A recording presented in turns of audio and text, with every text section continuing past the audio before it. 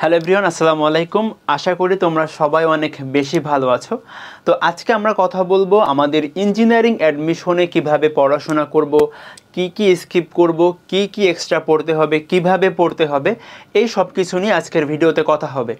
তো তোমরা যদি যারা ইঞ্জিনিয়ারিং অ্যাডমিশন প্রিপারেশন নিচ্ছ তোমরা জানো তোমাদের কিন্তু মেইনলি আমরা যদি বুয়েটের কথা বলি, বুয়েটে হইতেছে আমাদের ফিজিক্স, কেমিস্ট্রি এবং ম্যাথ, এই তিনটা সাবজেক্টের উপরে প্রিলিমিনারি পরীক্ষা আবার রিটেন পরীক্ষা হয়। সিকিউরিটির ক্ষেত্রে তোমার কি হয়, এক্সট্রা হলো ইংলিশটা অ্যাড হয়। আইওটি বা মিস্ট তুমি যে কোনো ইঞ্জিনিয়ারিং অ্যাডমিশন পরীক্ষা দাও বা বুটেক্স আছে, সো মেইনলি কিন্তু আমাদের তিনটা সাবজেক্টের উপরে মেইন ফোকাস থাকে। ইংলিশটা হলো এক্সট্রা, ওইটা নিয়ে খুব প্যারা হয় না, ওইটা খুবই সিম্পল, বেসিক ইংলিশ থেকে মেইনলি কোশ্চেন আসে। বাট আমাদের মেইনলি কিন্তু পড়ার বিষয় হলো ফিজিক্স, কেমিস্ট্রি এবং ম্যাথ, এই তিনটা সাবজেক্ট আমার মেইনলি পরীক্ষা আসবে। তো এই তিনটা সাবজেক্ট আমরা কিভাবে পড়ব, কি পড়তে হবে, কি বাদ দিতে হবে, সো সবই আজকের ভিডিওতে আমরা বলবো। তো প্রথমে আমরা কথা বলবো ফিজিক্স নিয়ে। তো তোমরা কিন্তু জানো, যদি আমি বুয়েটের কথা বলি, বুয়েটের কিন্তু প্রিলিমিনারিতে 33টা ফিজিক্সের এমসিকিউ, 33টা কেমিস্ট্রির এমসিকিউ এবং 34টা ম্যাথের এমসিকিউ থাকে। আর সিকিউরিটির ক্ষেত্রে তোমার সেইখানে হইল সবগুলো এমসিকিউ। বইতে কিন্তু আবার তোমার হলো লিখিত কোশ্চেন আসছে। সো লিখিত কোশ্চেনের ক্ষেত্রে তোমার হইল যে 13টা হলো ফিজিক্সের কোশ্চেন, 13টা কেমিস্ট্রি এবং 14টা ম্যাথের কোশ্চেন, এটা হলো লিখিত। সো এখন কথা হচ্ছে আমরা ফিজিক্সের জন্য এমনভাবে প্রিপারেশন নিব যেন আমরা কোথাও না আটকাই।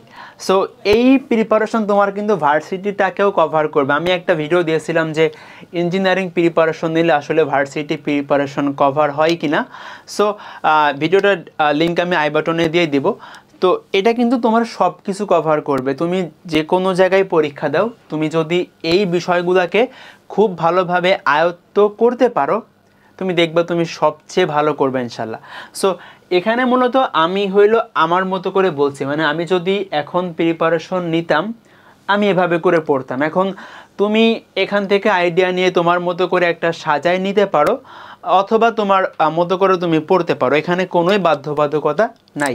আচ্ছা, সো প্রথমে আমরা কি করব, আমি অফলাইনে পড়ি বা অনলাইনে পড়ি, আমার কিন্তু একটা ক্লাস নোট বা ক্লাস স্লাইড থাকবে। তো প্রথমেই তোমার হইল ক্লাস নোট বা ক্লাস স্লাইডটা রিভিশন দিতে হবে। এখন কিন্তু কন্টেন্টগুলা অনেক এনরিচ। তুমি যদি ভালো ভালো টিচারদের ক্লাস দেখো, সেখানে কিন্তু আসলে তারা এমনভাবেই পড়ায়, আমি যেহেতু অনলাইনে পড়াই আমি কিন্তু জানি আসলে এখানে কন্টেন্টের পিছনে অনেক সময় দেওয়া হয়। তো তুমি যদি একটা ক্লাসের কন্টেন্ট পুরোপুরি তুমি নিজের মধ্যে নিতে পারো, তোমার কিন্তু ম্যাক্সিমাম প্রিপারেশন হয়ে যাবে। এজন্য ক্লাস নোট বা ক্লাস স্লাইড, তুমি যদি ক্লাসে নোট করো তাহলে ক্লাস নোট থাকবে তোমার।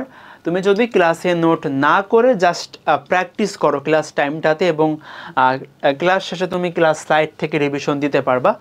সো যে কোনো একটা তুমি করবা, হয় নোট করবা অথবা স্লাইড থেকে রিভিশন দিবা, কিন্তু তোমাকে এটা করতেই হবে, কারণ এই জিনিসটা সবচেয়ে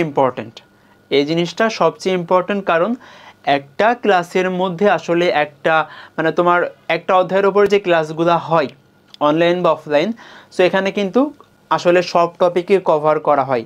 তো এজন্য প্রথমে হলো আমরা ক্লাস স্লাইড বা ক্লাস নোটটা একবার রিভিশন দিয়ে নিব ক্লাস করার পরে। আচ্ছা, সেকেন্ডলি এসিএস বুক, উদ্ভাসের কনসেপ্ট বুক, অথবা অন্য কোনো প্ল্যাটফর্মের কোনো বই, অথবা বাজারে থাকা যে কোনো পাবলিকেশনের বই, যেমন জয়কলি বা আরও অনেক তোমার পাবলিকেশনের বই হয়তো আছে, আমি জানি না সবগুলা। তো এখন আমার জানা মতে ম্যাক্সিমাম স্টুডেন্টসগুলো আসলে এখানে অথবা অন্য কোনো প্ল্যাটফর্মে থাকবে। সো বাজারের কোনো বই কেনার দরকার খুব একটা হবে না। সবার কাছে আমি আশা করব এইটা অথবা এইটা যে কোনো একটা থাকবে। বাজারের বই না কিনলেও চলবে, বাট একান্তই যদি কারো কাছে এই দুইটা বই বা অন্য কোনো প্ল্যাটফর্মের কোনো বই না থাকে, তখন তুমি অবশ্যই একটা কিনে নিবা বাজার থেকে।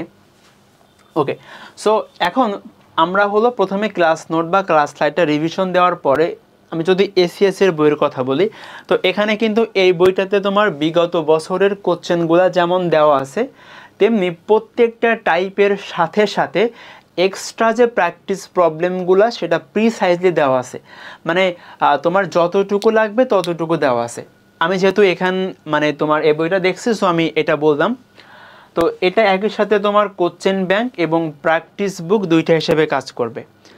তোমার কাছে যদি এসিএস এর বই না থাকে, তুমি উদ্ভাসের কনসেপ্ট বুকটা দেখবা। কনসেপ্ট বুকে সকল কনসেপ্ট আলাদাভাবে লেখা আছে এবং সাথে কিছু ম্যাথ দেখানো আছে। এখন কেউ যদি এসিএস উদ্ভাস দুই জায়গায় থাকো, তোমার কাছে কিন্তু দুইটা বই আছে।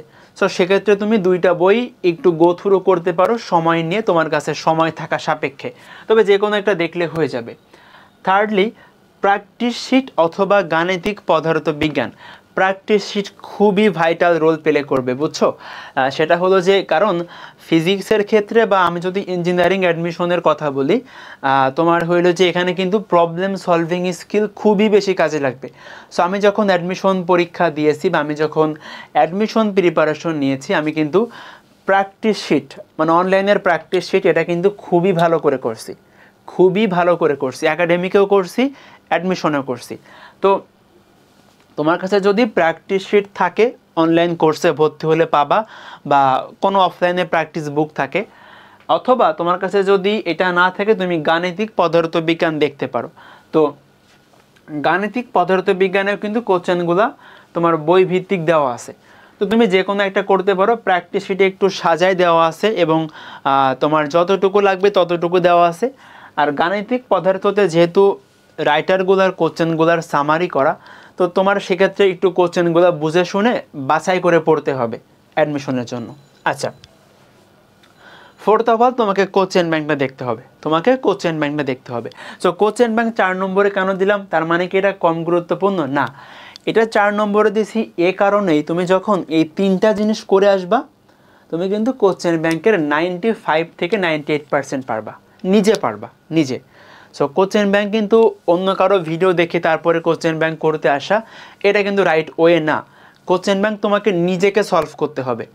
তুমি যখন তোমার বেসিক বা তোমার কনসেপ্টগুলো স্ট্রং থাকবে, তুমি নিজেই সলভ করতে পারবা। সো কেউ যদি এসিএস এর বইটা করো, তোমার এক্সট্রা করে কোশ্চেন ব্যাংক করার দরকার নাই, কারণ এখানে কোশ্চেনগুলো ইনক্লুডেড আছে। আর অন্য ক্ষেত্রে তুমি কোশ্চেন ব্যাংকটা দেখবা। আচ্ছা, এবং ফিফথলি তোমাকে ক্লাস নোট বা স্লাইডটা রিভিশন দিতে হবে। ক্লাস নোট বা স্লাইডটা তোমাকে রিভিশন দিতে হবে।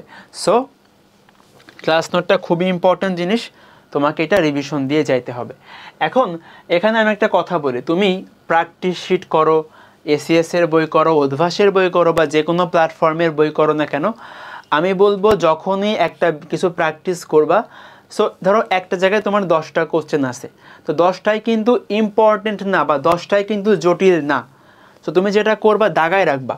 ধরো 10টা অঙ্কের মধ্যে 3টা অঙ্ক তোমার কাছে কঠিন লাগে, সো ওই 3টা অঙ্কের পাশে তুমি স্টার দিয়ে রাখো বা তুমি যে কোনোভাবে দাগায় রাখো। তাহলে যেটা হবে, তুমি যখন রিভিশন দিবা, তুমি যখন ধরো তোমার কাছে সময় কম, তো তুমি তখন ওই যেগুলা সবচেয়ে ইম্পর্টেন্ট বা যেগুলো একটু জটিল, ওইগুলা দেখে যাইতে পারবা। এটা কিন্তু আসলে অনেক বেনিফিট দিবে, অনেক বেনিফিট দিবে। সো এটা করবা। ওকে, সো এখানে হলো একটা এক্সট্রা কথা বলা আছে, সেটা হলো প্র্যাকটিস বুক। তোমার যদি এই সব কিছু করার পরে সময় থাকে, আমি আশা করব সময় থাকার কথা না, মানে ম্যাক্সিমাম এর সময় থাকবে না, বাট অনেকে একাডেমিকে খুব বেশি পড়ে আসে, তো তাদের আসলে এগুলা কভার করতে খুব একটা সময় লাগে না। তো সেই ক্ষেত্রে তোমার কাছে যদি সময় থাকে, তুমি প্র্যাকটিস বুক বা প্র্যাকটিস করার জন্য অনেক বই থাকে, তুমি এটা করতে পারো। সো এটা হলো এই সবগুলা করার পরে তোমার কাছে সময় থাকা সাপেক্ষে এইগুলা করলেই হয়ে যাবে, এগুলা করলেই হয়ে যাবে। সময় থাকলে তুমি এটা দেখতে পারো, না হলে স্কিপ করতে পারো। আচ্ছা, এখন আমরা দেখব কেমিস্ট্রিটা। ওকে, সো কেমিস্ট্রিটা কি করব দেখো তো। কেমিস্ট্রির প্রথমে তোমাকে ক্লাস নোট বা স্লাইডটা রিভিশন দিতে হবে। সো ফিজিক্সের মতো এখানে ক্লাস নোট বা ক্লাস কন্টেন্টটা খুবই ইম্পর্ট্যান্ট, তোমাকে এটা রিভিশন দিয়ে যাইতে হবে এবং ক্লাসটা তো করতেই হবে।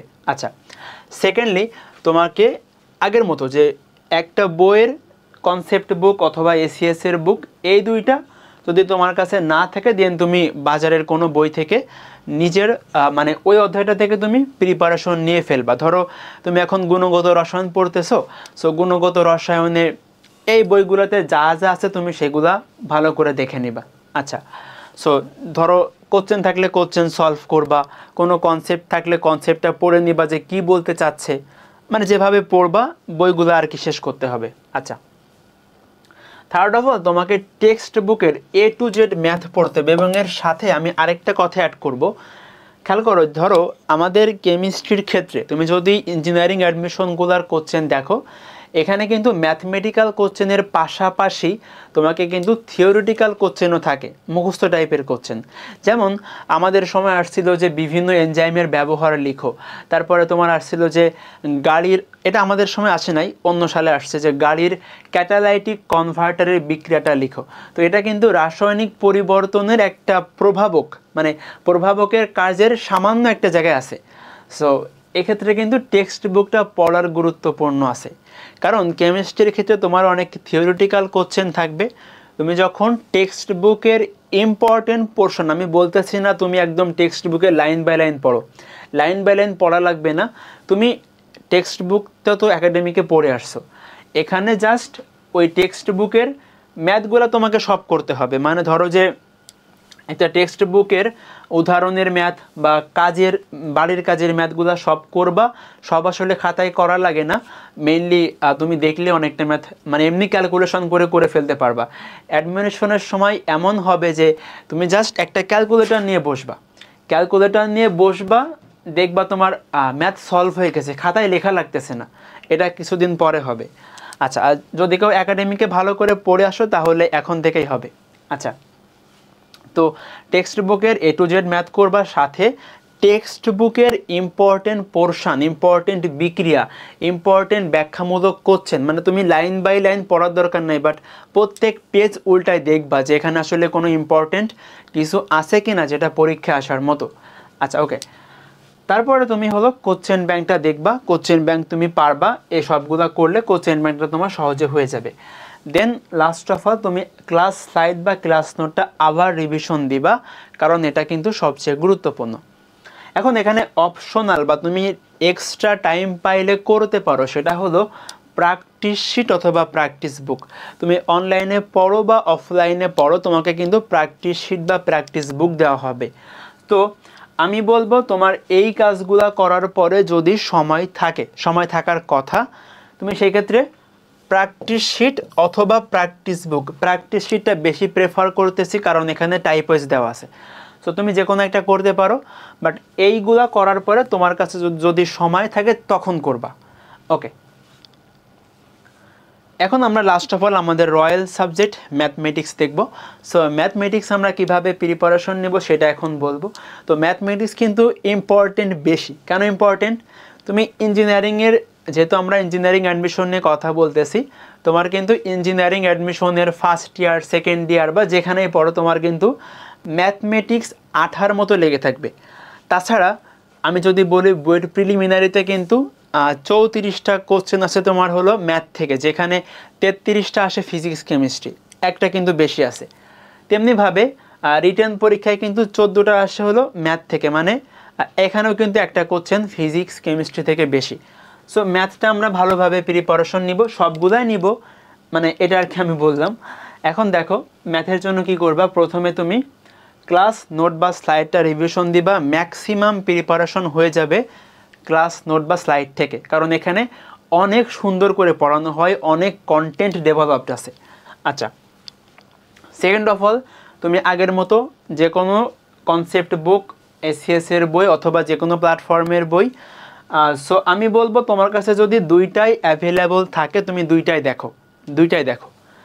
থার্ড অফ অল তোমাকে টেক্সট বুকটা করতে হবে। এখন টেক্সট বুক আসলে কোনটা করবা? ম্যাক্সিমাম সবাই কেতাব সারি করে থাকে, তুমি যদি একাডেমিকে অন্য কোনো রাইটারের বই পড়ে আসো তুমি চাইলে সেটাও দেখতে পারো। আচ্ছা, তো টেক্সট বুকের তোমার সব ম্যাথ একদম হাতে হাতে করা লাগে না, অ্যাডমিশনে কিন্তু আসলে সব কিছু একদম খাতায় লিখে লিখে করা লাগে না। ক্যালকুলেটর নিবা, পাশে একটা রাফ খাতা রাখবা, জাস্ট গো থ্রু করো। সো সব ম্যাথ করা লাগে না, টেক্সট বুকের সবচেয়ে ইম্পর্টেন্ট ম্যাথগুলো তো করবাই, আর যেগুলো ছোটোখাটো সেগুলো একটু দেখে গেলেই পারবা। তো টেক্সট বুকটা কিন্তু ইম্পর্টেন্ট, এবং বিশেষ করে দেখবা তোমার টেক্সট বুক থেকে কিন্তু কোশ্চেন পরীক্ষায় অনেক ক্ষেত্রে কমন আসে, সো এটা ইম্পর্টেন্ট। আচ্ছা, তারপরে হচ্ছে আমরা কোশ্চেন ব্যাংকটা দেখব। সো কোশ্চেন ব্যাংকে হলো প্রিভিয়াস ইয়ারের কোশ্চেনগুলো আছে, এগুলো আমাদের দেখতে হবে। তুমি যদি এসিএস এর বইটা পড়ো তাহলে তোমার আসলে ওইটার সাথেই কোশ্চেন দেখে নেওয়া হয়ে যাবে, কারণ ওইখানে প্রিভিয়াস ইয়ারের কোশ্চেনগুলো দেওয়া আছে। আচ্ছা, এবং লাস্ট অফ অল আমরা হলো ক্লাস নোট বা স্লাইডটা আরেকবার রিভিশন দেবো, যেহেতু এটা সবচেয়ে বেশি গুরুত্বপূর্ণ। ওকে, এই সবগুলো করার পরে তোমার কাছে যদি সময় থাকে তুমি প্র্যাকটিস শিট অথবা প্র্যাকটিস বুকটা একবার দেখবা, কারণ এখানে তুমি যত প্র্যাকটিস করবা তোমার তত ভালো হবে। তো এই সব কিছু করার পরে তোমার কাছে যদি সময় থাকে এক্সট্রা, তুমি এটা দেখতে পারো। তো এখানে প্র্যাকটিস শিটটা বেশি প্রেফার করব, কারণ এটা বেশি প্রিসাইজলি সাজানো আছে। সো তুমি চাইলে প্র্যাকটিস বুকটাও দেখতে পারো। তো এই হলো আমার টোটাল ফিজিক্স, কেমিস্ট্রি, ম্যাথের ইঞ্জিনিয়ারিং অ্যাডমিশনের প্রিপারেশন। তো আমি কিন্তু আমার বাকি ভিডিওগুলোতেও বলছি যে ইঞ্জিনিয়ারিং অ্যাডমিশন হইল সবচেয়ে কি বলবো যে টাফেস্ট প্রিপারেশন, কারণ এখানে তোমাকে সব কিছুই পড়তে হয় এবং এটার কিন্তু বেনিফিটও আছে। তুমি দেখবা যে যারা ইঞ্জিনিয়ারিং অ্যাডমিশনের প্রিপারেশন নেই তারা দেখা যায় সব জায়গায় চান্স পায়, এমনকি মেডিকেলেও চান্স পায়। মেডিকেলে চান্স পাওয়ার পেছনে কারণ থাকতে পারে তার একাডেমিকে ভালো করে পড়ে আসা। সো ওইদিকে আমি যাইতেছি না।